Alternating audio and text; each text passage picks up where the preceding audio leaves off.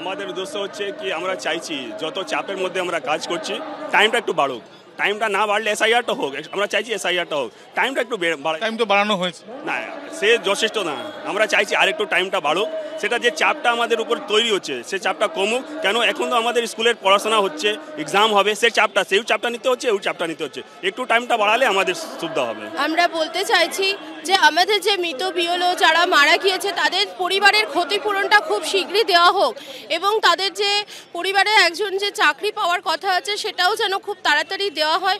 আর আমরা যেই অমানসিকভাবে কাজ করে চলেছি একটা ত্রুটিযুক্ত অ্যাপস নিয়ে, সেই অ্যাপসটা যাতে খুব শীঘ্রই এটা ঠিকঠাক করে দেওয়া হয় এবং আমাদের যেন আরও অতিরিক্ত সময় দেওয়া হয়।